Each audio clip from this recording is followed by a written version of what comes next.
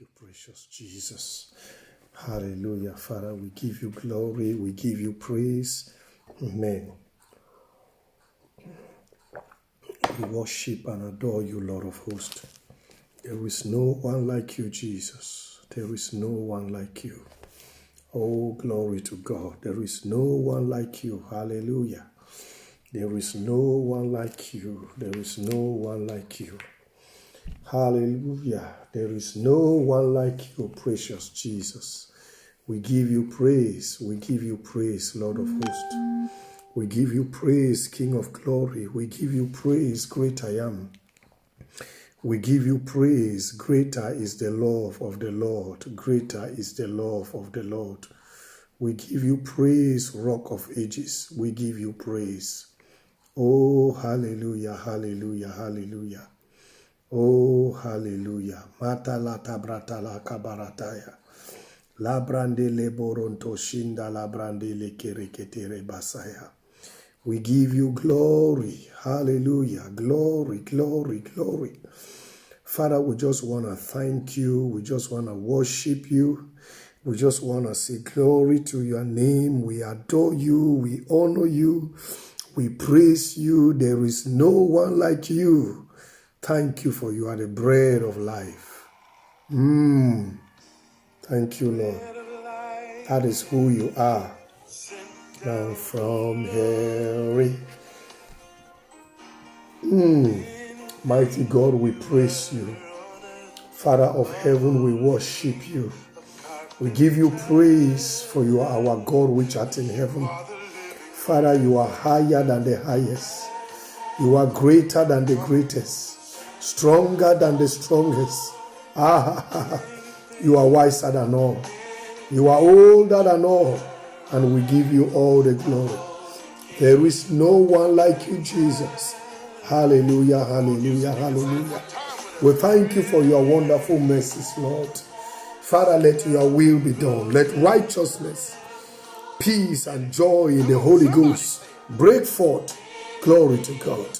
Let righteousness, peace, and joy in the Holy Ghost take over all.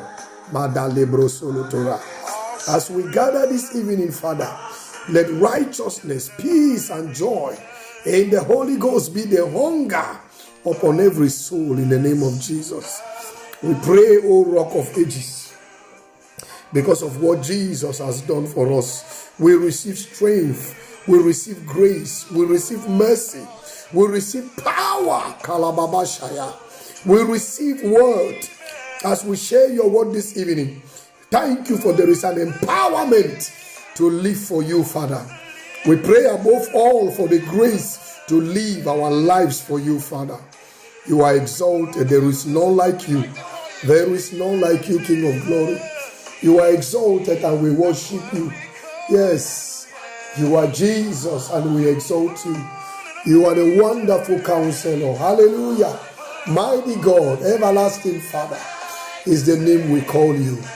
Thank you for this opportunity, this strong moment, this grace, this favor you have shown us to come together and share your precious word.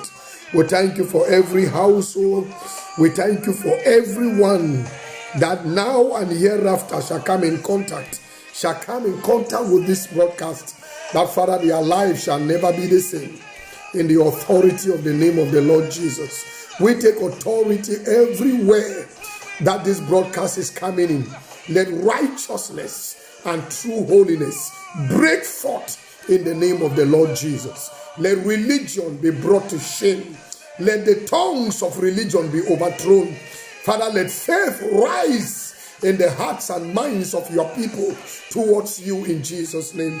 We take authority in the name of Jesus against every fake righteousness, every fake and falsehood. Oh, hallelujah. We arrest you, spirit of religion. We release grace for faith to be imparted to God's people in the name of Jesus. We pray, oh Lord, our Father, that the desire to see your glory will consume every heart, every mind. It will be the longing of every heart to see you exalted, to see Jesus glorified, to see Jesus exalted, to see Jesus worshipped, to see Jesus lifted high in the precious name of Jesus. Rock of Ages, we pray, oh glory to God, that every stronghold of unrighteousness, as we share, let them begin to lose their grip in the name of Jesus. Every stronghold of unrighteousness, lose your grip as we share. Lose your grip in the name of the Lord Jesus. Everywhere your people are hacked, are hitched by the hand of the enemy, we command Satan to let go, that righteousness, peace, and joy in the Holy Ghost may prevail in the mighty name of Jesus. Oh, glory to the living God. Lord, we just ask that let your kingdom come. You say the kingdom of God is not food and drink, but righteousness, peace, and joy in the Holy Ghost. We pray that a strong awareness of the fear of God will reign supreme over God's people in Jesus' name. That the desire to please you will consume us in the name of the Lord Jesus Christ. You are exalted, Father. You are exalted, Father. We pray for strength to be able to stand before you, Lord. Now and on that day when you come, we pray for strength to be able to stand before you, Lord. In the name of the Lord Jesus. Lord, you are worshipped. You are exalted. There is none like you. We give you all the glory. Hallelujah. You do not share with any man. Take all the praise, Father. We worship you, Spirit of the living God. As we look up to you, glorious Holy Spirit, we bless you, precious Lord. For the Lord is a spirit, and wherever the Spirit of the Lord is, there is liberty. Therefore, Father, let liberty reign today. As we share your word, let there be a break forth of liberty. Let people be set free to worship Jesus. Let there be liberation to live for God. Every system and structure, strategy, held, set up by the enemy to keep people in sin, to keep people in unrighteousness, to hold God's people, oh blessed Father, in a compromising situation, in the name of Jesus. As we share this evening, we tear down the works of the enemy that be. We declare, oh Lord our Father, that the pounds of unrighteousness are melted down and God's people are set free to serve him. In Jesus' mighty name we pray with thanksgiving. Amen. Glory to God. Hallelujah. I'm already excited. I trust the Lord that you are doing well. I trust the Lord that you are blessed and highly favored to be part of today's broadcast. I'm doing good by the special grace of God. And Pastor Cole, I trust that this evening will be an unforgettable evening also. In the name of the Lord Jesus. I want to share with you today about greater glory. Greater glory. Greater glory is my topic of today. Greater glory. Hallelujah. When we hear of glory, our minds and our hearts immediately fly to something else. You know, when we hear of glory, when we hear of, when people talk of the glory of God, our minds and our thoughts and our hearts, our expectations easily just, go to some things that I will not be talking about. Praise the Lord. Amen. But when we talk of glory, we begin to expect the unimaginable. But I want to talk about the glory you can expect, the glory you can walk in, the glory you can experience, the glory you can testify, the glory you can share with people, the glory you can carry around. Oh, hallelujah. The kind of glory that Christ takes pleasure to dwell in. That's what I want to share with you today. Amen.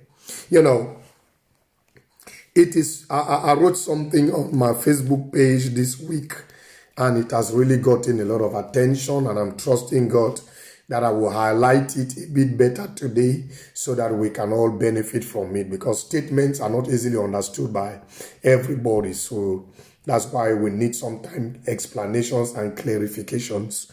Jesus is Lord. Hallelujah. I wrote this week, I said, it is human nature to fight against everything that, attacks your freedom and fights your peace. It's natural for you to fight against. But we can testify that not everything we have, ferociously fought against through prayer and other means, we have succeeded over, because not everything that we have experienced, some things that we have experienced, certain things that God permitted to come our way, they had a far-reaching purpose than just being against our peace. Amen. There are certain things that God did not send but permitted to happen, allowed to happen to us, so that, we could come into another level of glory by perfecting our faith. Whether those things are trials, temptations, pains, or sufferings, God doesn't send those things in the life of a believer. We used to sing songs in those days like break me, melt me, mold me. God is not in those things. God will never break you. But sometimes things come your way and God is with you in those things. But those things, God wants to help you to come to another level of faith in Him. That is what I call greater glory. Another level of glory with God. Hallelujah. One thing we should not do as Christian believers, is that, sometimes we, even as Christian leaders, we make the mistake oftentimes from the individual level to the corporate level as a church. We always make the mistake of, raising people's hopes over situations and making the people so hopeful, which is not bad. But most of the time, or sometimes, people are discouraged, people feel frustrated, people feel, abandoned and forgotten by God, because their hopes over certain matters were so raised, were so high, were so elevated, were so lifted up. Glory to God. That, the aim of whatever situation was on ground was not to be pushed away that easily, because some situations are ordained. Glory to God. Some situations are coming into your life to help you get to another level of purity with God, another level of honesty with God, another level of holiness, another level of personal righteousness, another level of truthfulness with God. That is what I call greater glory.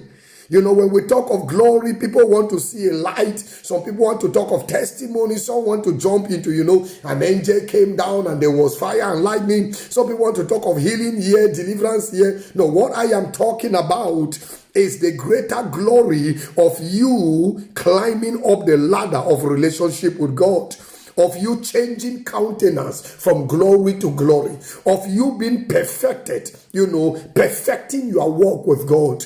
Hallelujah. Of you becoming the better version of you. That's the greater glory I'm talking about.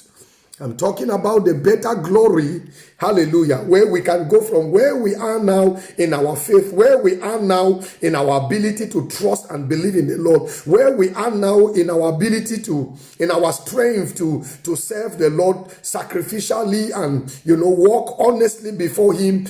I want us to go from that level to where God wants us to be. And let me tell you, trials, temptations, pain, and suffering, those are arenas where people go from glory to glory as they hold on to God in such situations. 1 Peter chapter 1. Let's go to 1 Peter chapter 1. Anyway, let's go to 1 Peter chapter 1. I'll start with 1 Peter chapter 1. Jesus is Lord.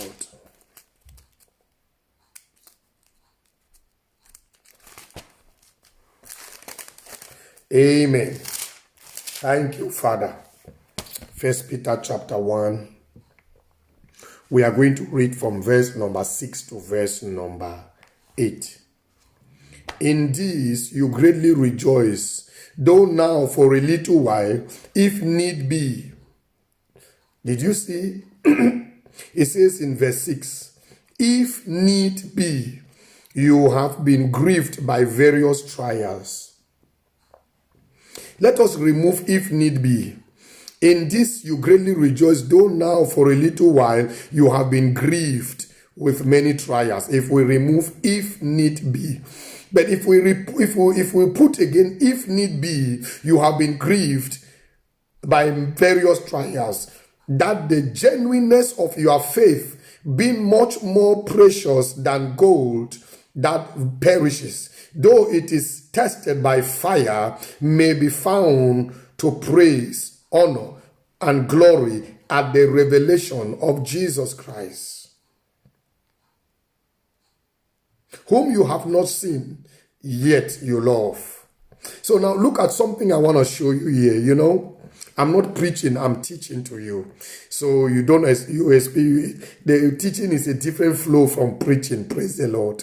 Now, the Bible is saying here that, let me just paraphrase it, that there are some troubles we go through in life. There are some trials, there are some temptations, irrespective of the fact that the human nature is immediately, opposing to those situations. Some of those things we go through in life, whether they be persecutions of various kinds, whether they be a little hardship or a little difficulty, whatsoever we want to name them, some of those things, they come to change us to another level of glory with God. Look at verse number 7.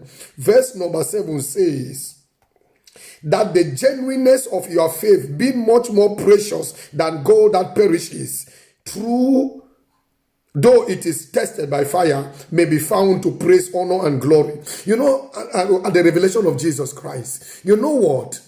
God wants us to grow in our fellowship with Him, even through troubles and trials and pain and persecution and suffering. God wants us to keep growing and keep changing level, hallelujah. God wants us to keep going from one level of glory to the other. There is no end. There is no end in the levels of glory with God. There is no end. God wants our faith to be perfected. He wants us to go, hallelujah, from the good, hallelujah, from the accepted, to the highest level possible. God wants us, through the situations we experience in life, to focus on one thing, not necessarily fighting the situation to kick it out of our lives, but to also focus and to see the good that situation can leave us with. Most often when believers go through troubles, they do everything to quit experiencing the trouble. Oftentimes, we Christians, we even go the extra mile of doing the wrong things to escape from trouble. For example, you come into a strange nation, or, praise the Lord, you get married to a man, or, praise the Lord, you open a business, praise the Lord, you start a ministry. And at the beginning phase, things do not go according to your expectations. Well, that is, you are not the first. You are not the first person that got married and after 10, 15 years, you haven't gotten a child. You are not the first person that started the business and after 5, 7 years or 2 years, you are not seeing the road the way you thought you would see. You are not the first person who came into a strange land and needs residential documents. But now this is the good news about it. God Almighty created the heavens and the earth, and the Bible tells I and you that the earth was without form.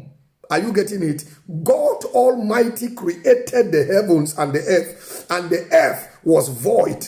Hallelujah. Was formless, was not habitable, could not contain life. Are you there? But God wasn't moved.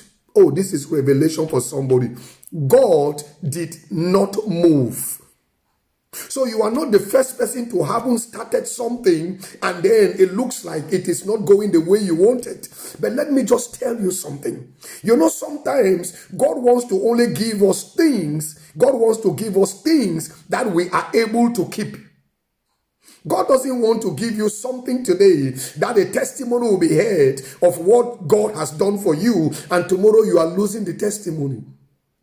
You see, God's primary goal in our lives is not to provide us our momentary needs, but God's primary goal in our life is to perfect us unto the revelation of Jesus Christ. God wants us to be perfected in faith, in our righteousness. God wants us to be perfected in truthfulness. Our pure lives should be the place where God enjoys living. You see, I understand that you need that child if you get married. I understand you want that business to function. I understand you need those documents to stay in the land. But the ultimate truth is that if you choose the wrong way to go and to get your things done, now listen to me. What if the revelation of Christ meets you in the way of destruction? You lose it all. You've lost everything. So you see, some trials and temptation and troubles we experience, some delays, some. God can even tell you clearly, wait. You can pray and pray and pray as you want, and God tells you to wait. You know, that is an opportunity to focus on spiritual growth, to focus to go from glory to glory. I just told you that there is no end to the level of glory you can experience in your walk with God. Hallelujah. But do you know why we do not experience that glory to glory? Because we have devised our own means. Instead of focusing on allowing Christ to dwell in us richly, we have decided to focus on the things we want in this life. And most often when we get those things, we get them through shame. We get them through a way of pain. We carry a mark on our body. Our testimonies are destroyed for too long and almost forever. My brother, my sister, there are trials and temptations a believer will go through. There is a time of hardship a believer will experience in life. That time is not for you to take a shortcut. That time is not for you to go round to reach to take another road to the destiny when the Lord is walking in you. Hallelujah. To not only bring you to your testimony, but to build you up, to prepare you to be able to enter the testimony in a grand style, to prepare you to be able to not only enter the testimony, but to keep the testimony through your lifetime. Remember, there are some things. I'm going to say this statement, and I have been in church by the grace of God as a believer for almost 2 decades plus. So I want to just say this statement that will shock you. Listen, there are some people in the body of Christ, no matter what other people do to have their way in situations, it works for them. It will never work for you. You will only cause pain upon pain upon pain upon yourself, instead of focusing on the Lord, who is able to give you an inheritance amongst them that are sanctified. All your human efforts. There are some people, because of the name of the Lord over their lives, the things that people do and succeed, manipulatively, they will do it 300 times. It will never work for them. Believe me, God has a name to protect. You can look at your life. You can take a look at Christianity around you. There are some things everybody does and they go free. There are some people, if they try it, they will be disgraced very publicly. Why? God has his name upon people and upon certain people that no matter their effort, the best effort they can exert in times of trouble is to wait on God. Continue in prayer. Continue in patience. Continue in what makes you a child of God. And the Lord will give you that testimony at the time when you are able to keep it. And the good news is that God is not sitting in heaven and looking down on humankind and saying, this one does not deserve it. This one has not prayed enough. This one has not begged me enough. This one does not, comes from here or that. You have not done everything right. God only answers to faith. And faith can be expressed in unmeasurable ways. There are different kinds of ways you can express faith. But the final goal of faith is that Jesus Christ be fully formed in you. That Jesus Christ be fully formed in you. Peter tells us here very clearly that some of the tests and the trials and the temptations we go through, hallelujah, is so that we could come out better than pure gold, which is even tested by fire and it perishes. We should come out better than pure gold, praise the Lord. Amen. At the revelation of Jesus Christ.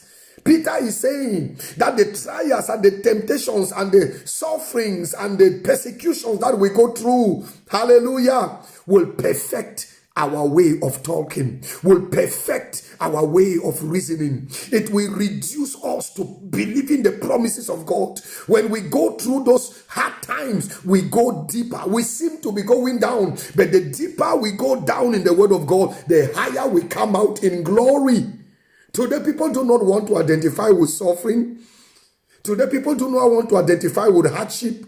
Instead of praying and believing God for divine direction and building spiritual muscles, people better go, and make their own compromising ways to get what they are praying to God for God to give them. And at the end of the day, people have a testimony where there is no Christ. You have a testimony, there is no Jesus in it. It's not a testimony. It's a reason to repent and believe the gospel. Hallelujah. Praise God. Let's look at 2 Corinthians. I'll show you something. Sometimes even as pastors, we easily raise people's hopes. It is normal in Christianity today. If something is not going well, everybody is rising, say, let's pray. This is from the devil. Well, it can be for the devil. But never forget the work you can get out of it, the glory you can get out of it. Praise the Lord. Never forget the praise God can get out of the trouble. Amen. 2 Corinthians chapter number 12. Let's begin from, I'm going to read a bit long from verse 1 to 10, but please bear with me.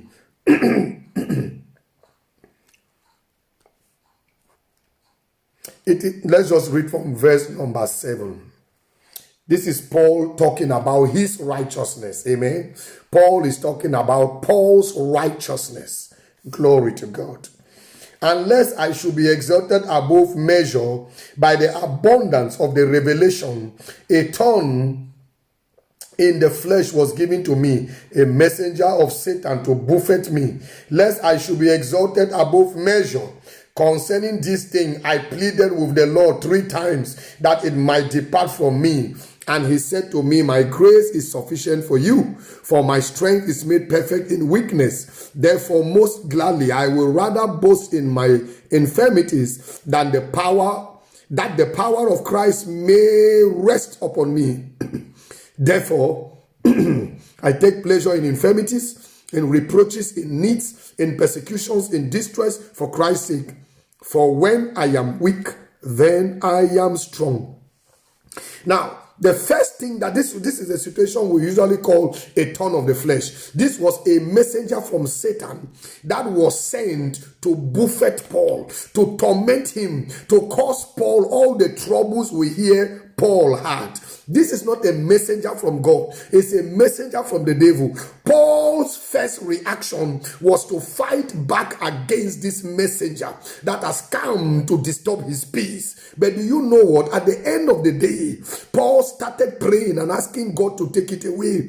And you know what? But God did not take it away. Instead, this messenger was permitted, you know what, to teach and train Paul how to be humble and depend upon God irrespective of what he is going through. You know, the purpose of certain sufferings and certain trials and temptations and persecutions we go through as ministers and as children of God, it is that we will humble ourselves and depend upon God as we sit at his feet day and night in prayer and in studying the word of God. Hallelujah. Hallelujah. Paul learned humbleness through what he suffered. I'm telling you, brethren, Paul went through a lot of trouble to understand how to keep himself under the Lord. This scripture says it very clearly. Hallelujah. to buffet me so that I will not be so, exalted. I will not be so proud of the many revelations I have gotten from the Lord. Paul had to learn humbleness through suffering. So what am I saying to you is, when you are going through something, do not just start looking for chain prayer. Do not just start calling left and right. Hallelujah. It's no problem in doing that. I am not saying everything has that purpose. But do you know what? You can come out stronger, better, more glorious than the situation met you. Amen. You can come out more faithful. You can come out more mature in the spirit. You can come out more carved out of the word of God than you went in. You can come out giving God more glory than you are grumbling at the beginning. Amen. The purpose of Paul's thorn of the flesh was to keep him humble. I am not saying you should welcome suffering. You should embrace suffering. You should embrace pain and sorrow. There are some people who believe that God gave them this sickness or this disease. Paul is not talking here about sickness and disease. Paul is talking about the hardship of ministry, which comes as a result of satanic opposition. But that opposition trained him and taught him to stand his ground in the faith, humbled himself under the Lord, and kept trusting the Lord. There are many Christians out there. The reason for their suffering is the bragging of revelations and visions they might have had. When you talk of revelation and vision, the person talking to you has dangerous revelations and dangerous visions. But you can't base your Christian life upon visions and revelations, because even Satan gives believers visions and revelations. Satan. Hallelujah. But do you know what?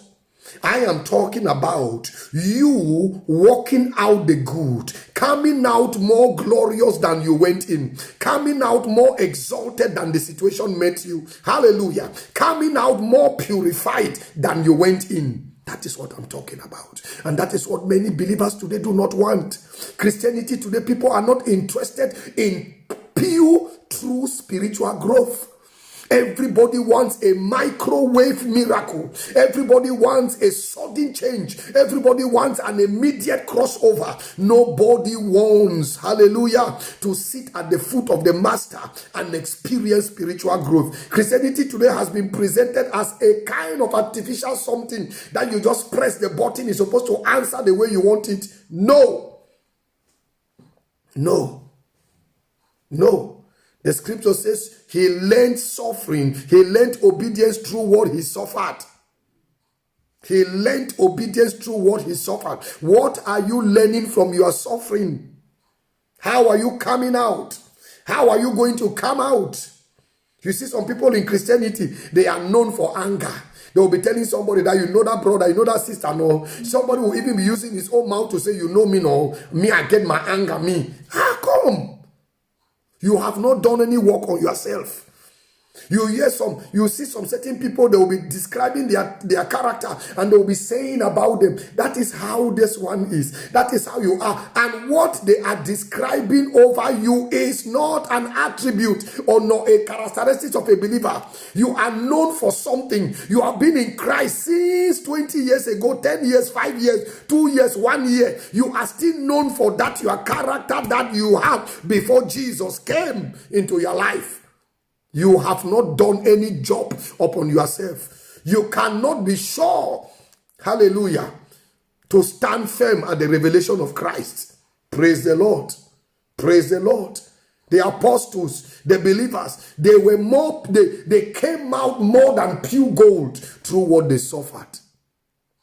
I'm telling you, brethren, today nobody wants to talk about suffering. You don't even hear preachings about suffering for Christ. The last time I heard a message about suffering for Christ was 2 weeks ago. People don't talk today about suffering for Christ. That is why you have Christians who are in the church, but they are full of abomination. You have Christians that are in the church, but they are living like the devil. You have Christians that are in the church, but they use all kinds of evil methods to achieve what they want to come and call a testimony. You have Christians in church that cannot trust God for the same thing they pray and believe God for. They can't trust Him. They have their own means and their own methods of carrying it out. You have them in the church.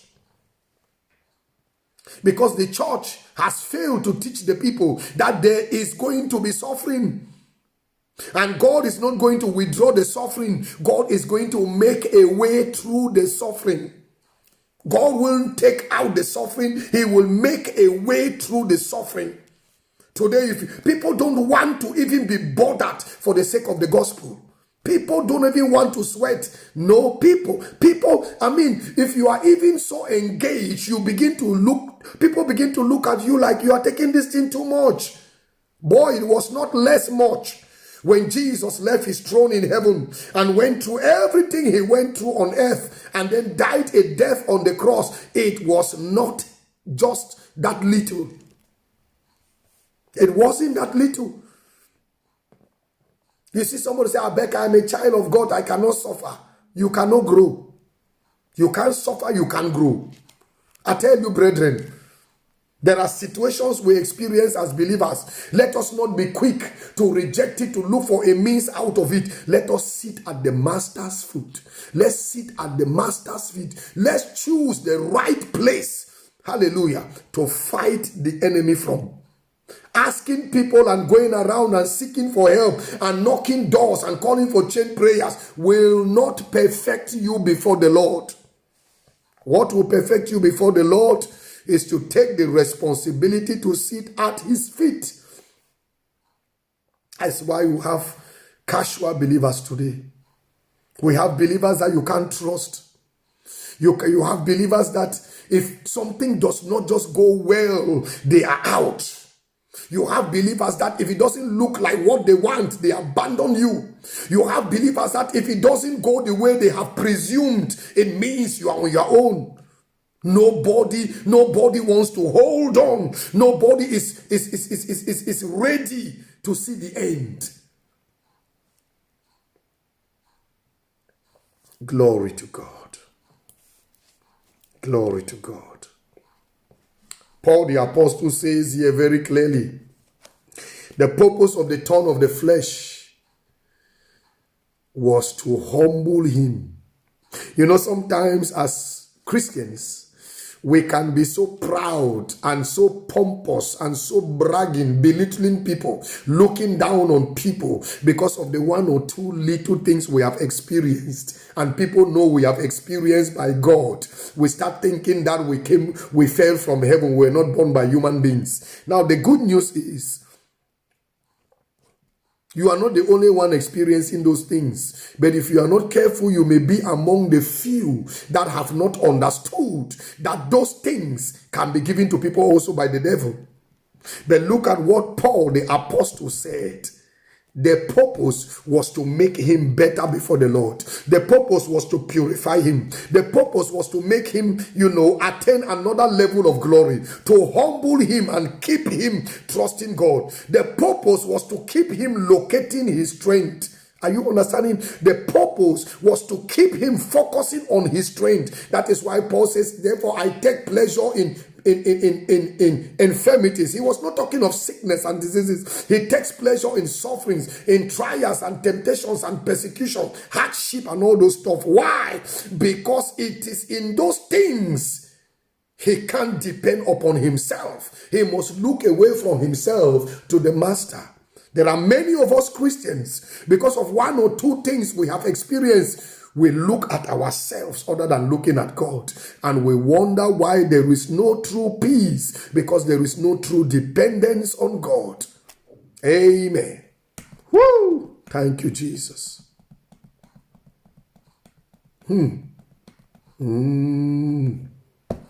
Let's go to 2 Peter. 2 Peter. Wow. 2 Peter. 2 Peter chapter number 1. 2 Peter chapter number 1. Let's read from verse 5 to 8.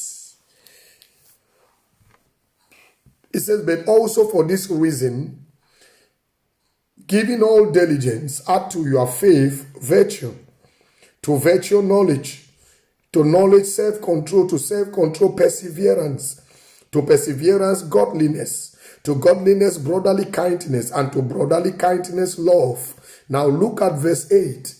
Verse 8, hallelujah.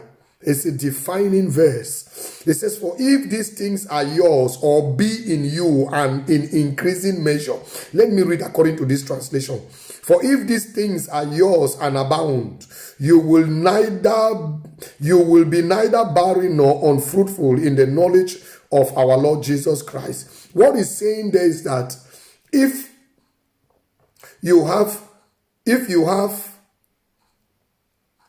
faith, you have virtue, you have knowledge, you have self-control, you have perseverance, godliness, brotherly kindness, hallelujah, amen, and brotherly love. If you have these things in you in increasing measure, you constantly increase in these things, the Bible says you will not be fruitless in your relationship, in your knowledge of God in Christ Jesus. You will never be fruitless. That means you will be unstoppable. Now, one thing I want you to see here is that this is talking about a continuous increase.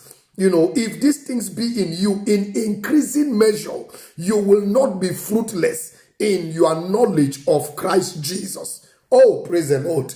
In other words, what God is saying here is that you can go from glory to glory. Not necessarily having a new house, a new car. Those things are the result of the glory. Those are the results of the glory. Praise the Lord. You know, those things that people are running after in the name of this is the glory of God. Those things are the result of the glory. What God is saying to us in this passage of 2 Peter chapter 1 is that we can go from one level of glory to another, perfecting ourselves in Christ. And that is very possible also, not only, but also during times of trials and temptation.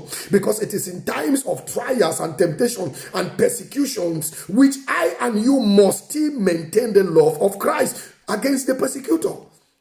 The people who persecute us and do all the evil things to resist the kingdom of God in our lives, those same people we must love. How will you love if you remain in the same place in faith? How will you love if you do not have virtue? How will you love if you are not persevering? How would you love without knowledge, without self-control, without brotherly love and brotherly kindness? How will you love?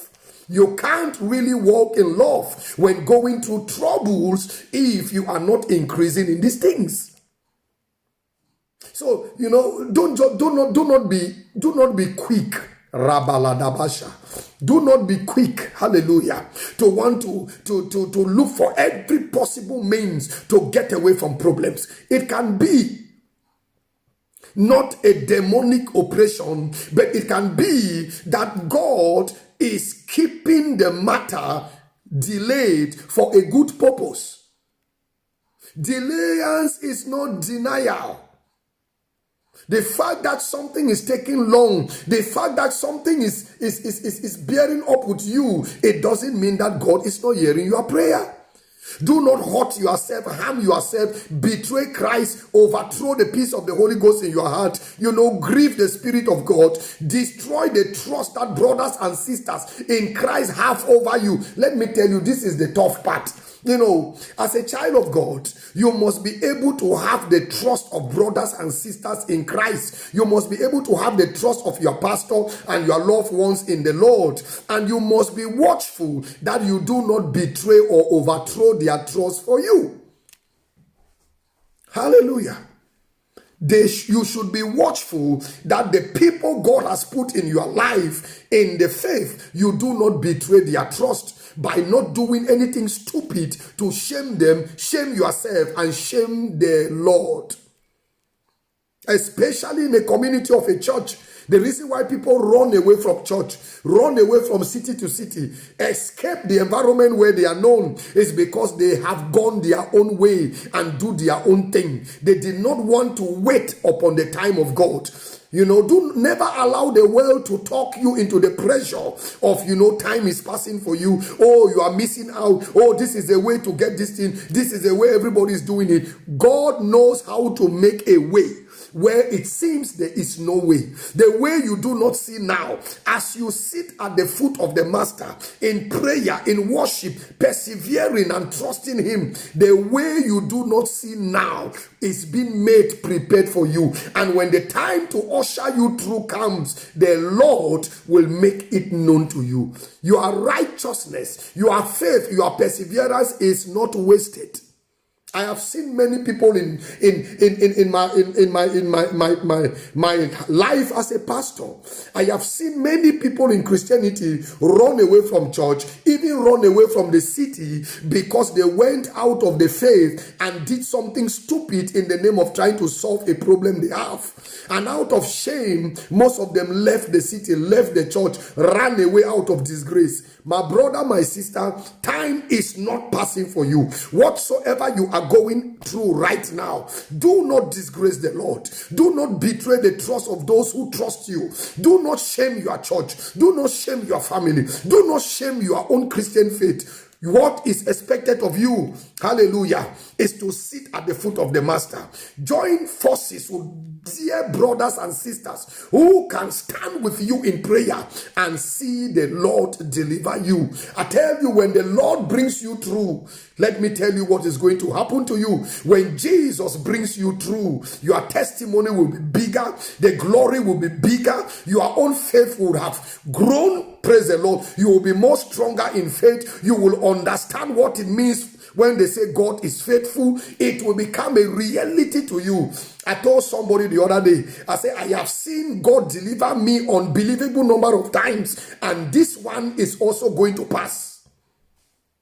Hallelujah. I have seen God's hand manifest His glory over my life in different kinds of situations, and everyone that comes up against me, I know where to hide and know it will also pass away. But my focus is, I want to come out better than I went in. I want to come out better than the situation met me. Hallelujah.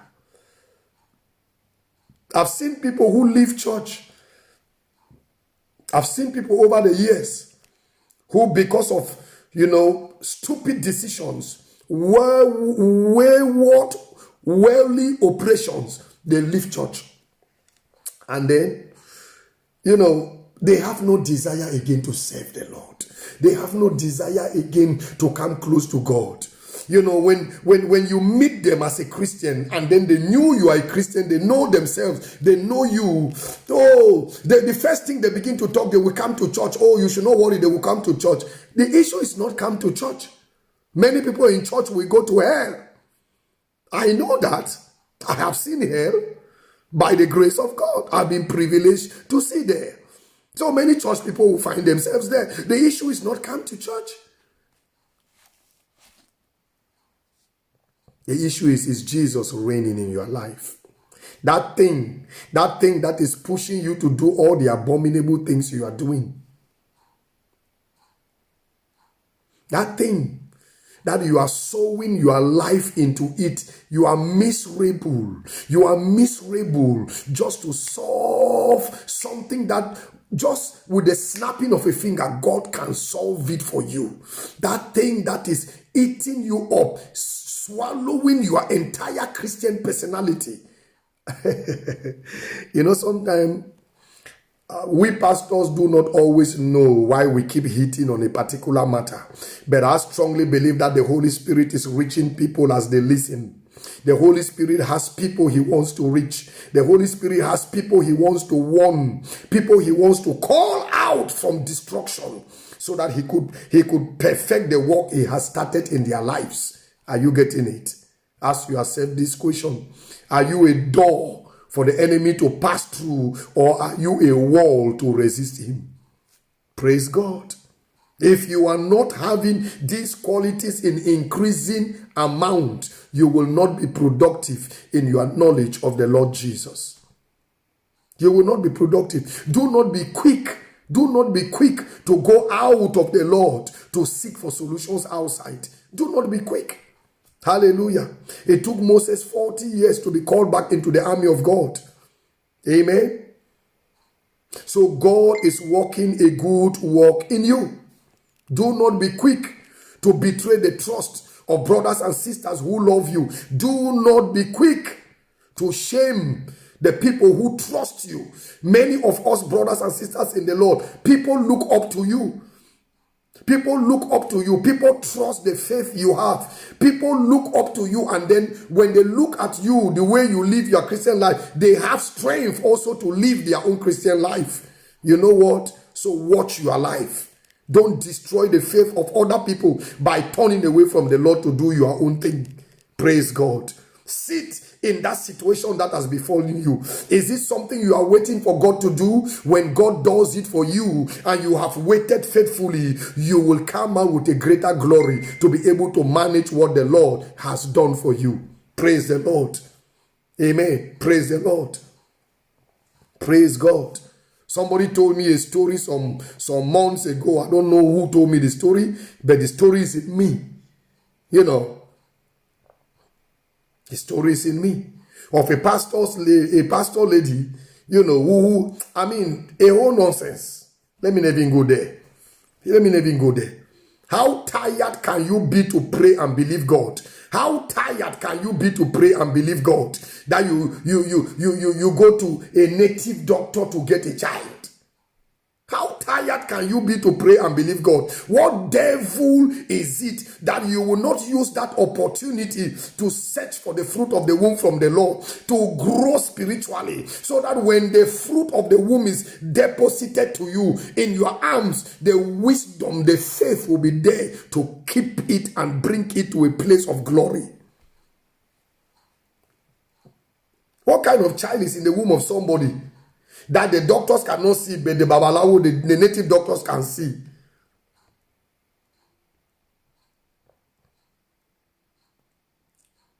Praise the Lord.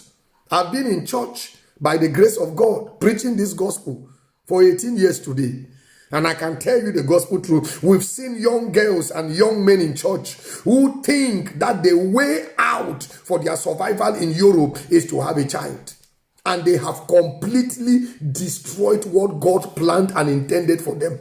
Yes, they have sold themselves to men and to women who have destroyed their lives. Yes, they got what they were looking for, but they are in a more miserable situation than anybody has ever been, than they have ever been. In fact, they were better off without that thing they are looking for.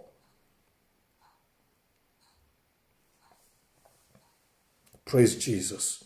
Let's go to Romans chapter 8. The book of Romans chapter 8. Thank you, Jesus. The book of Romans chapter 8. Romans chapter 8. Greater glory. Greater glory is what God wants to see us. God wants to see us walk in increasingly. Hallelujah. Romans chapter 8, verse number 18. The scripture says, it is even wonderful to realize that in my Bible, the subtopic of this passage we want to read is from suffering to glory. There is a desire from heaven that we do not just have results over situations, but you know what? The situations change us more like Christ. The situations help us to become more like Christ. I remember when I came to Germany, I remember very well when I came to Germany, all the temptations that every young man and every young woman can have, I had beautiful young girls who came to my house tempting me and accusing me that they can't believe I am single because I'm living here alone and they don't know if somebody is secretly coming to visit me, And when you look at all those things, you just laugh because the same person who came to accuse you, that's what the person is looking for, And when you try to, I remember one day trying to preach to a particular lady, and the lady was just so adamant, and I knew a young lady, and I knew she was living a promiscuous life, throwing herself at men anyhow, which I can still testify because of the outcome of her life today. I can testify that is what happened, and she's still living that way. What a tragedy. But do you know what? When that lady left my house, I had to go to football training. I went to sleep to rest so that I can prepare for my football training. And the Lord gave me a vision. And in that vision, the Lord used the book of Genesis. He said, Peter, each and every one of them can only bear the same fruit of their kind. They are bearing the same fruit of their kind. And I never bothered myself thinking about her. I'm telling you the gospel truth. It is not, there are some people, who come from Africa. Unfortunately, I have to say this. They come from Africa, and it is like being an African, there is something life has refused you from getting, which is a life from the pit of hell. There are some people who think that, being an African, you are a second-class citizen. And then when they have the privilege of coming to the West or traveling out of Africa to any so-called developed country, they want to do all the rotten things. They want to experience all the rotten things. They want to experience and go beyond. In fact, they become more of an evil spirit than they have ever been. Yeah. I know people who are struggling in church, struggling to attend church, to fill the benches in churches. But the truth is that they are living like the devil.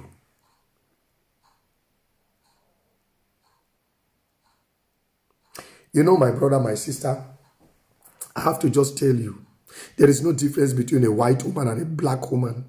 There is no difference between a white man and a black man. It's the same thing. It's the same thing. So do not kill yourself by destroying yourself. You will only destroy your heart towards God. We've seen these things. And when we caution young people today, they don't want to believe it.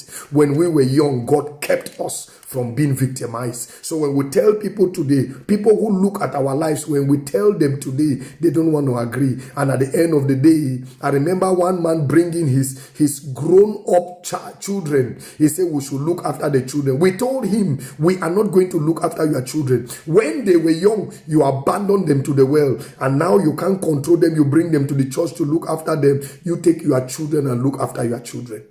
Oh yes. You see, you are not born a Christian. You must believe the gospel and be born again. You cannot come out from your mother's womb as a Christian. The world will never have another John the Baptist again. You've got to believe the gospel and be born again. You join the church and never believe the gospel, never live for Jesus, you will die and go to hell. God forbid. May you come to reasoning that this Jesus thing is real. Amen. For my years of being in Europe, I have seen people who have thrown themselves to all kinds of men in the name of looking for paper. I have seen men who have had more than 3-4 children with different women in the name of looking for stay permit. And at the end of the day, there is still no stay permit and they have destroyed their lives. I don't want to go into details because if I go into details, some of you listening to me, you will begin to know some people that I want to talk about, that I might be talking about. It's a shame. It is a shame. It's a shame. But thank God for the blood of Jesus. But for how long do you want it to be the blood of Jesus? For how long? The Bible says, should we continue in sin so that the grace may abound? God forbid. The purpose of our difficulties, the delays, the persecutions, the trials and the temptations we go through is so that we should come out more glorious. We should come out more glorious before the Lord. We should come out more and more and more perfected in the name of Jesus. We should come out more trustworthy to God. We should come out and be a place where the Holy Ghost takes pleasure to reveal the glory of God. We should not walk our way around the situation instead of going through it. When you are faced with hell, he said, though I go through the valley of the shadow of death, go through it with the Lord. Don't go around it with the devil. Though I go through the valley of the shadow of death, are you facing death? Is your death a delay? Is it a hardship? Is it a persecution? Is it a betrayal? When you go through the valley of the shadow of death, don't stop in the middle. By faith in the Lord Jesus, arm yourself with the full armor of God. Go through it. Don't go round it with the devil's help and reach a destination that you cannot testify in the name of the Lord. That's not the Christian life. God's ultimate purpose for us after we haven't gotten saved is that we become more and more like his Son. That Christ be fully formed in us. The Bible says that unto the day of Jesus Christ it may be revealed to us. Romans chapter 8 verse 18. He says, for I consider that the suffering of this present time are not worthy to be compared with the glory which will be revealed in us. Not the glory which will be revealed to us. You know, people are looking for the glory that will be revealed to us. Oh, people are looking for what God will do for them. Oh, what has God given them? God is looking for who are you becoming?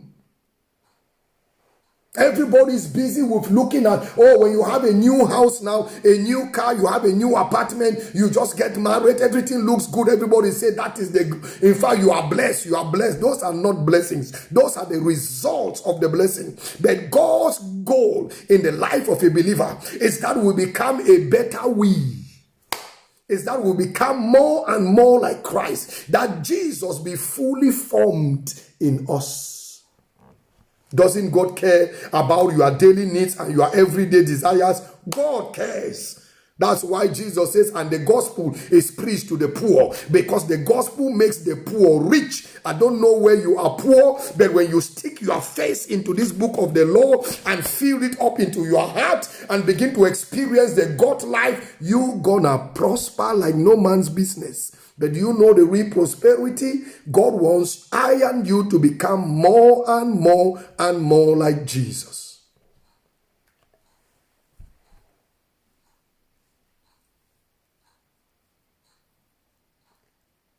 Hallelujah. Whew, thank you, Father. You know, don't play games. You will hurt yourself. Trust the Lord and be as bold as a lion. Don't play games, you hurt yourself. Be steadfast. Be fervent in spirit. Be fervent. Be fervent in spirit. Be fervent. Let's go to James. James, I didn't plan for this scripture, but it has come. So let's see what James has to say. James 5:16. James chapter 5. Verse number 16. It says, confess your trespasses to one another. Amen. And pray for one another that you may be healed. The effective, fervent prayer of a righteous man avails much. That's verse 16 of James 5. Be fervent in righteousness. To be fervent, it means to be continual, to be insistent. Hallelujah. Be insistent in your pursuit of God. Amen. The effective, fervent prayer, the effective, fervent study, the effective, fervent worship lifestyle, the effective, fervent righteousness pursuit, the effective, fervent holiness of a righteous man availeth much. Be fervent. Don't answer amen today and tomorrow you cannot answer amen. Don't answer praise the Lord today, tomorrow you are hiding. No. You will hurt yourself. you will hurt yourself. Any man that is advising you, any woman, any person that is advising you, deceiving you, trying to push you into doing something that does not agree with what you have come to know in your Lord Jesus Christ, that's an enemy in disguise. I tell you, brethren, that is Satan incarnate. My father used to call them Satan engineers. Yes. You may think it is the order of the day, but remember, the primary reason why you should remain at the foot of the cross, at the foot of the Lord, in faith, in study, in prayer, in doing what you must do to maintain your position and pace with Him, is so that you will come out glorious. God is so good. The scripture says, though we be wicked, we know how to give good gifts to our children. How much more will our Heavenly Father give the Holy Ghost to those who ask Him? The Holy Spirit will guide you into His provision. Are you desiring a husband? Are you desiring a wife? Are you desiring a job? What is your desire? Do you want to enter into business and don't know what to do? Hold on to the Holy Ghost. Hook yourself with Him. Fix your face upon the perfect law of life, the Word of God. And I can guarantee you, as you stay in the presence of the Lord will begin to put in your heart. The Bible says in Isaiah chapter 26, verse number 3, He said, those who have their hearts and minds stayed upon God, these He shall keep in perfect peace. God will keep you in perfect peace and give you the desires of your heart. God will not just give you your fleshy, wrong desires. He will put His own desires in your heart and lead you to carry them out. And that will be the best you can ever experience. Glory to God. Glory to God. I tell you, brethren, the only true possession of a believer is his faith in Christ Jesus. Never allow anything, no matter what, how costly or whosoever they are, never allow. Some people go out of their relationship with God and do havoc, and they say they will repent. God can never trust you. I know what I'm saying. You see, love is awarded, but trust is earned. Love is awarded. Trust is earned. Love is awarded. I have a legal right to love you, whether you like it or not. But for me to trust you, you've got to earn my trust. You've got to earn my trust. Praise the Lord. So what am I saying? I'm encouraging you that there is a good you can get out of persecution. Oh, glory to God. David was so persecuted by Saul that, when David came to be king, amongst the little mistakes he made, David made a better king than Saul. Why? David had matured out of the persecution. Praise the Lord. The apostles had matured out of the persecution, that they were no more afraid of anything anybody can do. Glory to God. Glory to God. Glory to God. What you are going presently, what you are experiencing presently now. Let me just throw these questions out to you. Your present situations that are not ministering peace to you. Anything that is in your life now that has come to look like, you are not happy about, you are not peaceful over. It is a delay, it is a this, it is not that. It is attacking your health, your finances. You feel, abandoned. What is the good that you are getting out of it? If you are not getting any good out of it, you are not facing it by faith. Because you know what? Oftentimes, it is not just necessary that those things that come against us be taken away from us. Sometimes our next growth process is in the trouble we are going through. Hallelujah. Your next growth process, your next crown, your next trophy in the spirit, your next medal in the spirit can be in the present trouble that is upon your laps right now. Anybody who is telling you that there is a shortcut, look at their lives. All their shortcuts have landed them to shame and disgrace. In fact, if anybody can advise you and encourage you to do like this, go like this, go out of Christ, use this tactic, let me tell you, they are only looking for a way to integrate you to their club of shame.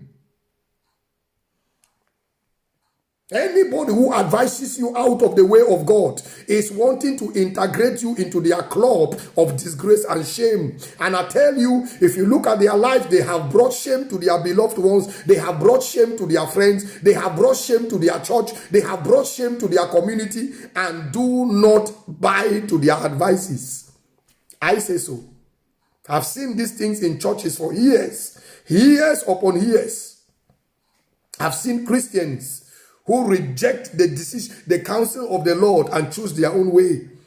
Until date, they are disgraced, but they don't care about the disgrace. Just because of things that are perishable. And the Bible tells us that though gold is purified by fire, it is still perishable. But we are to come out more gloriously. Verse number 19. Of Romans chapter 8, it says, for the earnest expectation of creation eagerly waits for the revealing of the sons of God. The revealing of the sons of God. The manifestations of the sons of God. You know, many times people want to reduce. I'm talking something contrary to what most people will preach in this very topic I'm talking about. Sometimes people want to reduce the manifestation to the casting out of devils, to the binding and the loosing, to commanding a great amount of wealth. The glory that goes with general overseer, papa, mama, big congregation. That is not the end of the manifestation of the sons of God. What character can people copy from you? What fire have you gone through and come out purified? Hallelujah.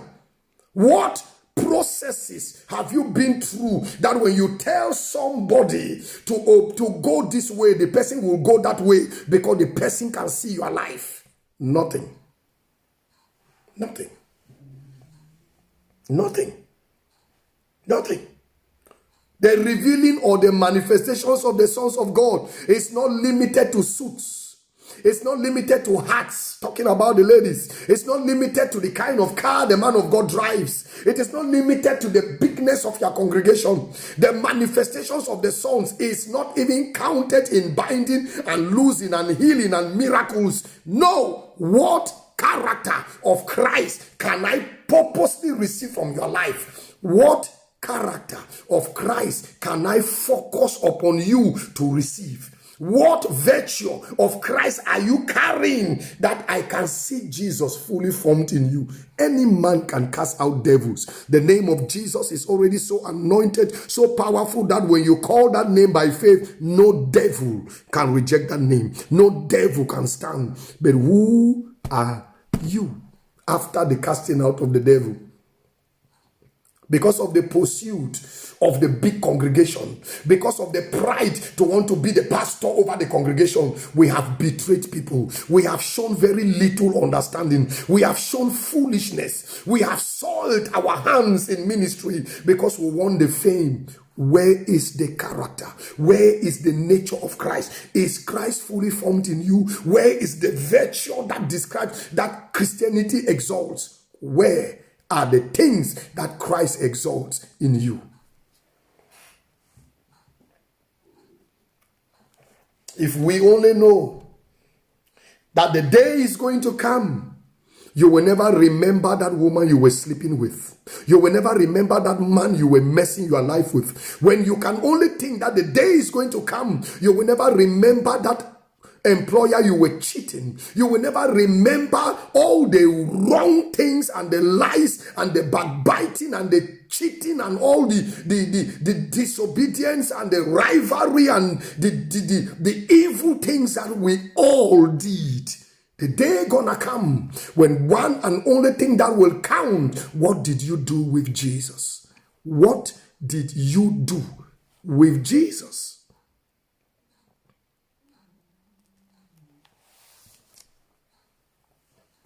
What will you do with Jesus?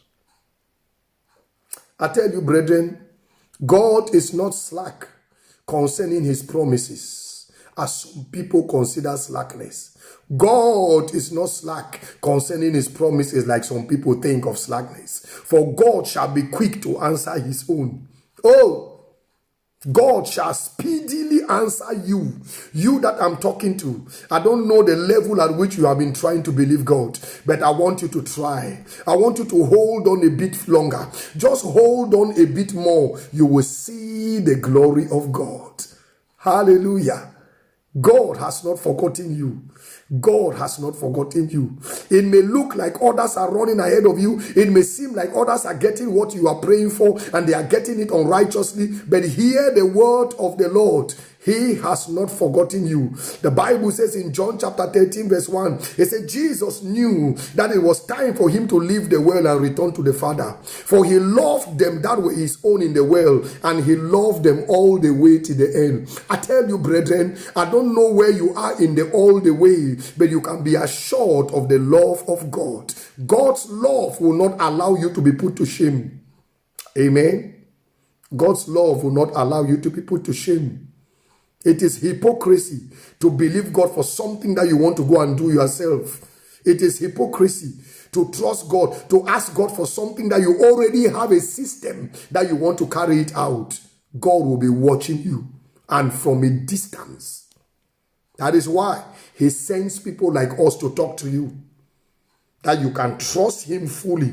You can depend on him completely. The fact that you have been 10 times chief bridesmaid doesn't mean you will not get married. Everybody has attended all the marriages. You have been chief bridesmaid. Yours is coming. Put up a good character.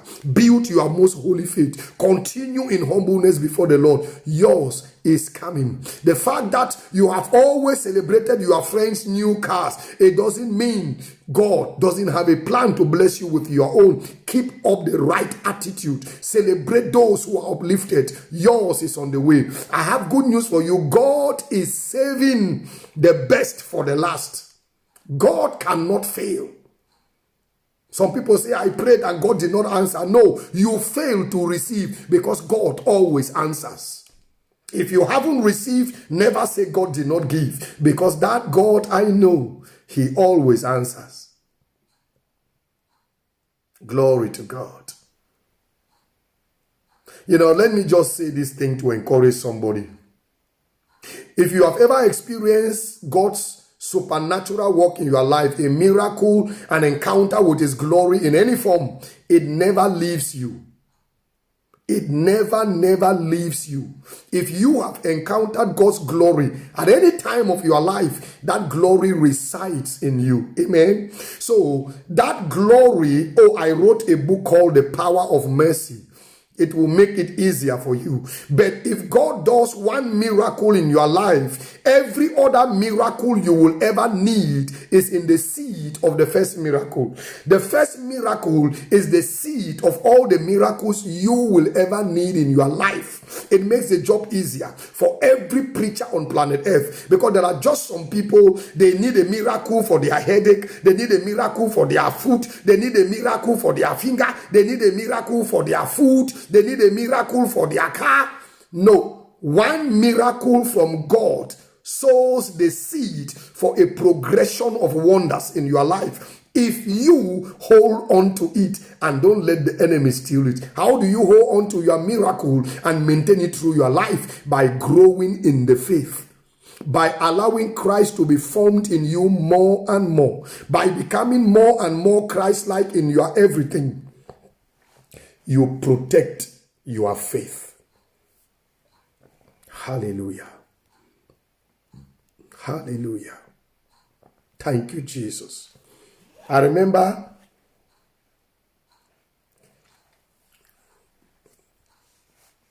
in 2010, the congregation I pastored in those days had a crisis with the location. So I decided that it is time to move the location of the church. So I started believing God for a location. And after about 5 months of toiling the city and going from one place to another, getting contacts here, trying everything I could try, I came to a point where there was no headway. I've been to everywhere possible, and I came to a point where there was no way. So I went to the Lord. I've been praying through all the time. I've been going up and down for 5 months plus, looking for the possibility of moving the church I used to pastor then. So I went back to the Lord. I said, Father, Bartimaeus had to call Jesus 3 times before Jesus would stop. I said, Lord, I have proven to you that I really, really want this church to move location. I have done all humanly possible at my level. So undertake for me. Some few days later, I was on the computer checking just doing some things. Those days I used to play with Fruity Loops, just doing some things on music.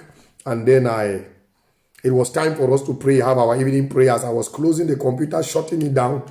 It was already shut down. I was going to join my wife and my assistant pastor then for us to pray. Hallelujah. And the Holy Spirit spoke to me. From my computer to my sitting room was this big, like now. And from my computer to where we sat for prayer was like 5 meters. So as I was crossing between those two, that 5 meter distance, the Holy Spirit spoke to me. He said, Peter, go back, put on the computer and check your mails. I went back. I remember my wife asking me, what is it? I said, the Lord said to me, I should put on the computer and check my mails. So I went on, put on the computer and checked my mails. The first mail was the hall of the new church that was sent to me. You see, once God has done a certain miracle in your life, that miracle doesn't leave you. Now, I have moved my congregation, my present congregation, twice in 3 years. Hallelujah. We have moved twice in 3 years. Why am I saying this? Is that every time there is a need to move, irrespective of how critical and how tough it looks, I tell myself and I tell the Lord, Father, I have seen you done this miracle before, and this one is also going to happen. I encourage my congregation, stir them up in faith. Some of them look at me like, we don't know what he's talking. We don't know where we are going. The things are very critical. The left from the right cannot be defined. But I stir them up. We trust God together, and God always leads us to victory through Jesus Christ. Hallelujah. God leads us to victory through Jesus Christ. Once God has done a miracle in your life, that glory never leaves you. You can activate that glory at every given time to experience another wonder of God. Amen.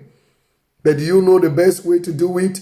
Build up yourself in times of struggle. In times, Paul says, I have learned to live in abundance, and I have trained myself to live with less. Paul knew how to live in times of need and to live in times of abundance. We've got to come to that level where whether we have much or we have less, whether we are waiting for a breakthrough or we already have it at hand, whether we are believing God for something that is coming now or not coming at all, Christ be formed in us more and more. We are fervent in prayer, fervent in faithfulness, fervent in humbleness, fervent in trusting God, continue in righteousness and holiness in all of our goings and doings. That's the best way to position yourself for the miracle you are believing God for, so that when your miracle is delivered into your life, whether it is a healing, a deliverance, a provision, a liberation, whatsoever, there is grace already built up in you to be able to keep your miracle. Many people experience miracles and they lose it because the ability to keep it was not developed during the waiting time. Develop yourself in your waiting time, and your miracle will be permanent. We sing all kinds of songs. It shall be permanent. It shall be permanent. What the Lord has done for me, it shall be permanent. Then somebody will shout permanent. It cannot be permanent if you do not develop yourself to keep it. There are people God does miracles for them. There are people God does miracles for them. I tell you the gospel truth, they use their mouth to lose the miracle. They use their mouth to open the door for Satan to take away the miracle. There are people God does miracles for them. They use their carnal, callous behaviors to lose what God put into their lives. Hallelujah. So I'm encouraging you, do not be in the church and be living like the devil. Use the opportunity of your waiting time. Now let me tell you something that will shock you. I spent 1-2 years of my life in Europe to build myself in God. The first 2 years of my life in Germany, I spent all my time building myself in my Lord. I developed wings at different levels and different horizons of glory. The first 2 years of my life in these 20 years of Germany, I used the first 2 years to fortify myself spiritually. That is why temptations that church people were falling into, I could not fall into. That is why troubles where church people were having, I could not have. That is why I will tell you, I am able to maintain and contain where I am today. It was not a flimsy journey. It was not a what will be, will be. If you cannot depend on the Lord, now that nobody is killing you, will you be able to depend on the Lord when they tell you you don't take the mark of the beast, they kill you? Your friends, they will just bring one idea, you will just follow your friends. Your friends, they will just advise you in one abomination. You just give into the abomination. They give you reasons why this is what you should do. Or maybe, I don't know. They will give you reasons why this is what you should do. Or this is what everybody is doing. This is one of... You just agree. You start sowing your life into shame and destruction. Now, here the question. If you can do it like this now that you are in yourself, what will you do when the devil, his agents tell you you need the mark of the beast? If not, we will wipe you out. You will quickly take it all. Jesus says, if this could be done when it is green, what will they do when it is dried? I'm challenging you. I am challenging you. We are in the last days. And the Bible says in the last days, the love of many shall grow cold because evil shall be rampant. Evil shall be rampant. Evil shall be rampant. You cannot be in church. You are married. You are in church. You are married. You are married, but you are hiding the truth that you are married. And you are hanging around with people's husbands and people's wives. God knows you. To the point where you are even courageous and bold enough to even marry in the church. You officially marry and you are married. Your own room in hell will have red firewood.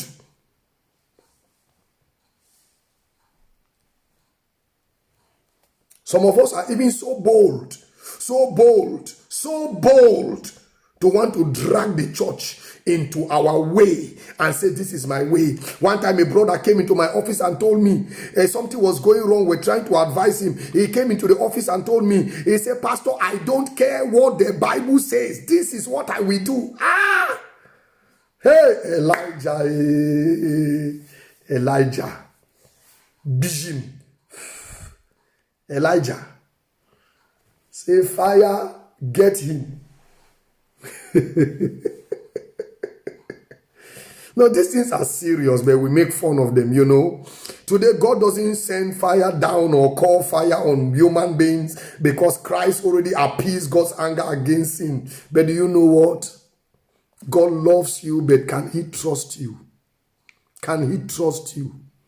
Can he trust you? You know, as a pastor, I cannot really challenge the whole congregation.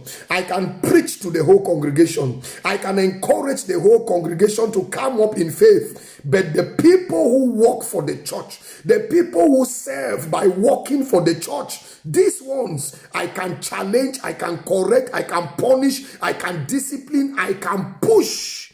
Hallelujah. let them pursue. These ones must pursue righteousness at all costs. These ones must do everything to follow the Lord at all costs. And I tell you the gospel truth, these are the ones that if the enemy finds a way to enter the congregation, he will do a bigger destruction than just coming from any congregational member. Amen. That's why you see most church people, after they have committed their abomination, they will run away like for 2-3 years. You will not see them. And then one day when they are returning with their cause. Yeah. Yeah. Brethren, there is a right way to face persecutions. There is a right way to go through difficulties. There is a right way to come out from trials and temptations. There is a right way when you have come out. Oh, hallelujah. The Bible says they rejoice for the opportunity. They rejoice for suffering shame on behalf of their son. They rejoice for suffering shame on behalf of the name of the Lord. They rejoice for suffering persecution, for to be beaten for the sake of the Lord. They didn't die in the persecution, but when they came out more gloriously than they went in.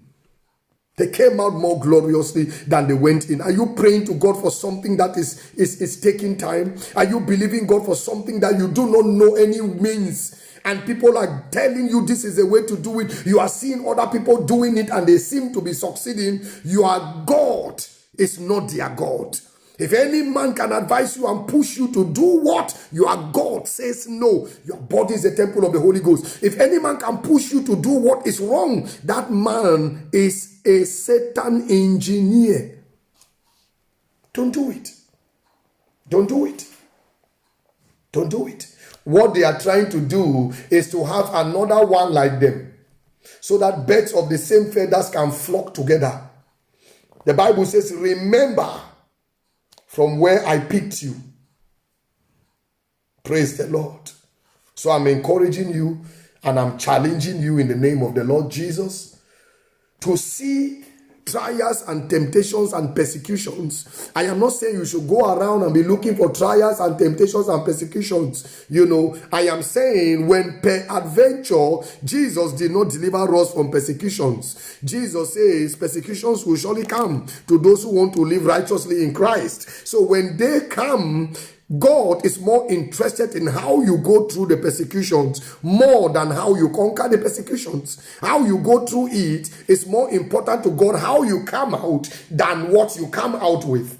When you are tempted and you look for a quicker means to survive, well, that doesn't really move God than when through faith and patience you come out victoriously and Christ is more and more formed in you. That is what moves God. And that is when you begin to gain more and win more trust of God, because he can trust you. He can entrust into your hand duties for you to do for the kingdom of God. Amen. Amen. Hallelujah. God can allow you to be tried with money, to be tried with the temptation of relationship. God can allow you to be tried with the temptation of obeying authority. God can allow you to be tried with different kinds of things so that you come out pure, because he has a good plan for you. And I'm talking to you who is listening to me. The reason why you are being tempted right now is because there is a word of God. The Bible says when temptation comes because of the words they have believed, temptation will only come because of the word of God in you.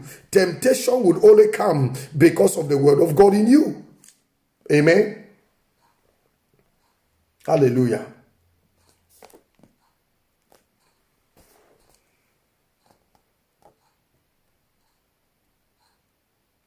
It says in Matthew chapter 13, verse 21, verse 21b, for when tribulation or persecution arises because of the word, immediately he stumbles. The enemy is going to fight you when there is a word in your heart. The enemy is going to fight you when you have believed a truth of the word of God. Satan is going to oppose you when you have put your faith upon the word of God, because he doesn't want that seed to produce, because he knows that one seed you have come to believe is going to set a stage for the rest of your desires in Christ to manifest. So he comes against that seed to overthrow it so that you remain stopped. Yeah. So my encouragement to you is a simple encouragement. Not all trials and persecutions and troubles and hardship and sufferings we go through have the primary purpose of only, standing against our peace. Some of them are an opportunity. Most often they are the opportunity given us, permitted to come our way, so that we could genuinely purify our faith in God. We could come out purer than gold. We could come out, hallelujah, with Christ Jesus fully formed in us. We could go from levels of glory in God to levels of glory. We can come up to where we have never been in the Lord. We can win more of the trust and entrustments of God. Praise the Lord. When God trusts you, he will entrust things into your care. And those things, hallelujah, that kind of trust comes out of a result of having grown spiritually in times of persecution and trials and temptation. Hallelujah. So I encourage you today, whatsoever seems to be delayed, to not be working well, to be resisted, to be limited in your life in any way, whatever seems not to be going the way it should go, remember one thing. Will you continue in sin so that the grace of God will abound? Even God says, God forbid. Praise the Lord. Sit at the foot of the cross today. Sit at the foot of Jesus today. Stick your face into that word of God. Let that book be your counselor. Beware of the people that are giving you ideas. Beware of the people that you are talking your secrets with, because those same secrets will not end with them. Anyone who advises you to go out of the Lord, or who encourages you to continue out of the Lord, anyone who gives you advices on what you should do, knowing fully that what you want to do is against the purpose of God, that person is seeking for an opportunity to integrate you into their club of disobedient believers. I have finished. In the name of Jesus. Greater glory is laid up for us in times of troubles and trials, hardships, persecutions, in times of waiting and expecting and believing. Greater glory is laid up for us.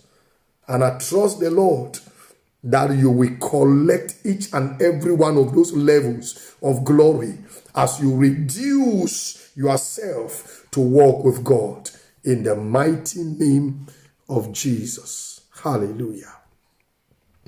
Hallelujah. Father, we thank you. Oh, glory to Jesus. Thank you, King of glory. We worship you, Lord of hosts. We give you praise, mighty God. You are worthy to be praised. You are worthy to be praised. Worthy to be praised. Worthy to be praised. Worthy to be praised. Kalada Brundo Lebo Shataya. Lord, I thank you this evening. I give you praise for the opportunity given us to come together. I worship you for the privilege of technology. Oh Lord, that from my sitting room I could talk to all the world and bring the life-saving gospel of Jesus Christ, to bring the teaching, encouraging teaching of the word of God to as many as are going through situations that need divine intervention. I pray in the authority of the name of the Lord Jesus that the Holy Spirit will use these words that have been spoken through me to stir faith and encouragement and strength and pour grace upon that brother, that sister, that couple, those children that are trusting God, that pastor, that church leader, that one that is believing God for a new grace, for a new level, for something good to happen to them in the name of the Lord Jesus. Lord, I pray and I ask, thou who makes a way where there seems to be no way. I pray for that brother, that sister who cannot see a way out of that situation, who every advice that is coming is negative. I pray for that one that is struggling with themselves, fighting themselves, and do not really settle on what to choose. That Father, you will break in the name of the Lord Jesus, that every evil advice will be overthrown, every wicked counsel will be overthrown, and that the glory of God will be established in their hearts in the name of the Lord Jesus, that the strength to wait on God will come upon them. I'm asking you to send faithful brothers and sisters their way to encourage them and strengthen them in the name of the Lord Jesus, Lord of hosts, to stand their ground in the faith. I pray that the purpose, oh Lord, for that persecution, that trial, that hardship, that time of waiting and expecting will be gotten in the name of the Lord Jesus. I pray, oh Lord, our Father, every fake friend, every falsehood,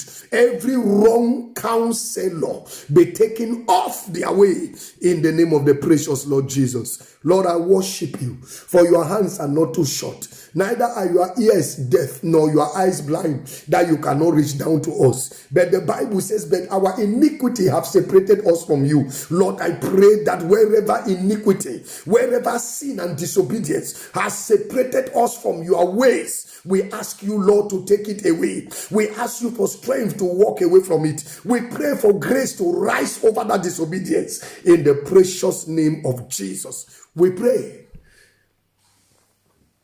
that, Father, you will not meet us. You will not meet us in any shame. You will not meet us in any shame, that we will live every day of our lives as though that was our last day. I pray that we will walk soberly before you every day of our lives as though that is our last day, in the mighty name of Jesus. I pray that Rock of Ages, the grace to keep ourselves among true believers, will be upon us mightily.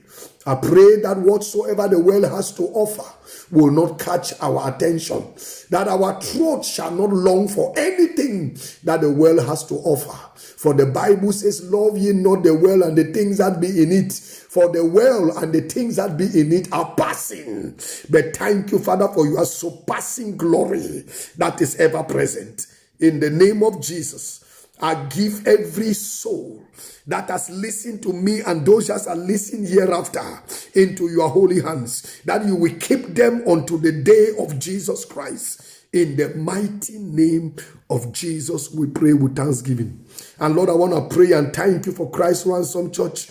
I give you glory and honor for that wonderful people of God. That King of glory, you will continuously raise your people in all the ways of the Lord. I pray in the name of the Lord Jesus, that wherever there is a need, an expectation, a hope, it shall be crowned by the Lord in the name of Jesus. I pray for those that are expecting miracles, testimonies in different areas of their lives, that the hand of the Lord will come true for them in the name of Jesus, that no hope shall be destroyed, no expectation shall be shattered in the precious name of the Lord Jesus. Your word says you will provide all our needs, according to thy riches in glory by Christ Jesus. Father, these and more we receive. In Jesus' mighty name we pray.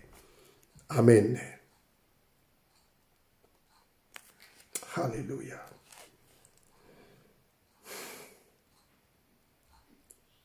Thank you, Jesus. Thank you, Lord. Thank you, Father. Father, we want to thank you for this very, very busy, rough, and unsteady period of the year. In you we live, move, walk, and have our being. I pray for my household and my families. I pray for my Christ Ransom Church family. I pray for each and every soul that is here online and their families, even those that shall receive this message hereafter, that in the name of the Lord Jesus, our coming in and going out is protected in Jesus' name.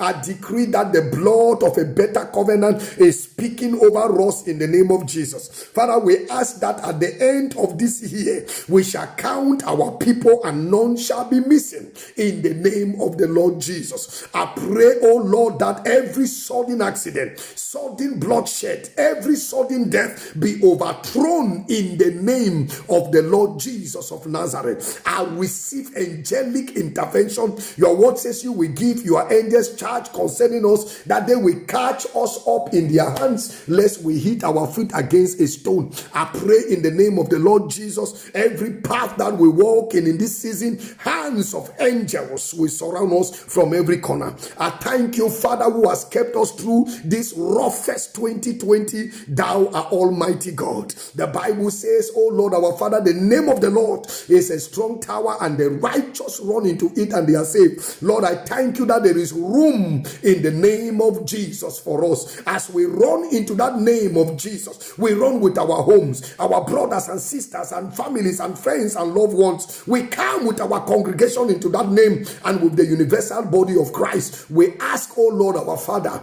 that we will testify of your protection at the end of this terrific year in the name of Jesus. We worship you, Father. We give you praise, Lord of hosts. We pray in the name of Jesus. I feel like praying a particular prayer. Anyone manipulatively using you, the Lord cut them off in the name of Jesus. Every soul that is manipulatively using you, any life, woman or man, that is manipulatively using you for their own good, falsely manipulating you, using you for their pleasure and for their gain, I cut off the road to your life in the name of Jesus. I cut off their road to your life. I declare that a valley has opened between you and them in the name of the Lord Jesus Christ. May the Lord catch them and take them away to a yonder place in the name of the Lord Jesus. Every attempt to reach you, I command it to be overthrown in the name of the Lord Jesus. King of glory, we worship you. For you are glorious, oh, and worthy to be praised. You are the Lamb, Jesus, upon the throne,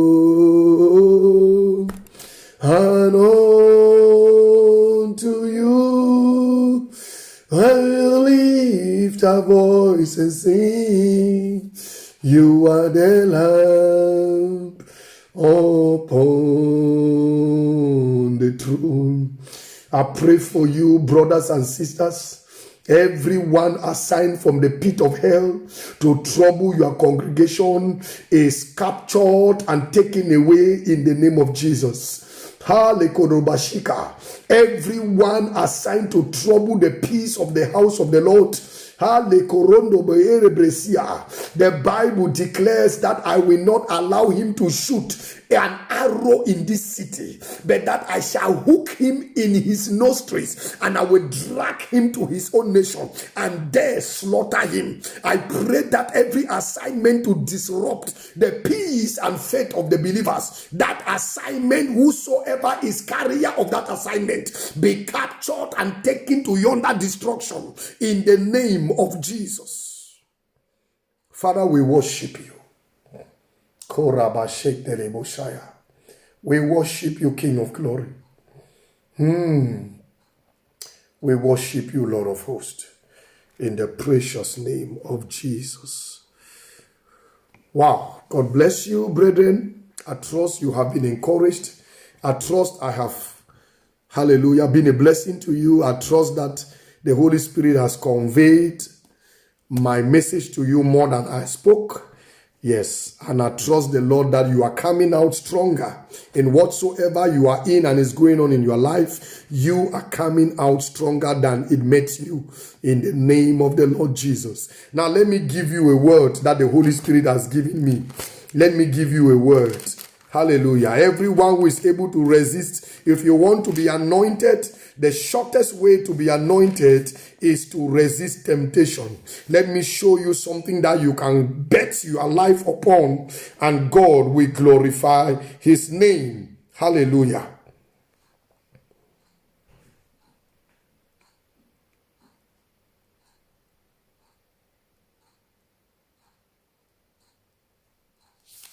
Hallelujah. Let me show you something you can bet your life upon, and Jesus of Nazareth will glorify his name upon. Hallelujah. Hallelujah. I'm enjoying it because I have to check it out. You know, the best way, the easiest way, thank you, Father. The easiest way to come out from trouble, the easiest way to be anointed, the easiest way to be anointed, glory to the Lord, glory to the Lord, is to resist temptation. That's one of the easiest way to come out to be anointed, is to resist temptation, because confidence and boldness emerges out of righteousness. Confidence and boldness emerges out of righteousness. Confidence and boldness, they emerge. They emerge out of boldness. Now let me show you something. Let me show you something. Hallelujah. Luke chapter 4, verse number 14. The book of Luke chapter 4, verse number 14 says, "Then Jesus returned in the power of the Spirit to Galilee, and the news of him went out through all the neighboring region." Hallelujah. Then Jesus returned in the power of the Spirit to Galilee, and the news of him went out all through the surrounding region. All through the surrounding region. Every time you resist temptation, there is an anointing of God that comes upon you. Hallelujah. And boldness takes over your being. Praise the Lord. Every time you resist temptation, you become more and more and more aware of righteousness. Amen. And righteousness leads to boldness. Hallelujah. So I'm talking to you whatsoever you are experiencing at this moment, have this scripture in your mind. Jesus returned with the power of the Spirit after standing against the odds of the enemy, against the temptations of Satan. Hallelujah. May this be your portion in the name of Jesus. May whatsoever has chased you into today's message, may you return in the power of the Spirit of God. In Jesus' precious name. The Lord bless you. The Lord make his face to shine upon you. The Lord be gracious to you and give you peace. Say, I am more than a conqueror. I am a well overcomer in Christ Jesus, my Savior. Amen. God bless you. I will see you on Friday, 6:30 p.m. Central European Time. And I trust it's going to be another unforgettable moment. Remember, on Friday, we are in the church. We have a Bible class and a prayer and intervention service. We will be in church. So if you need prayer, you desire the Spirit of God to move in a special way in your life, be in church. Be at church at 6:30 p.m. on Friday. We'll be there together. The good Lord bless you and see you there. Bye-bye. Hallelujah. Thank you, Father. Thank you, Father. Thank you, Father. Thank you, Father. Thank you, Jesus. Hallelujah. Wow. Thank you, Lord. Thank you, thank you, thank you, thank you. Thank you, thank you. I wish you a very wonderful good evening. Amen.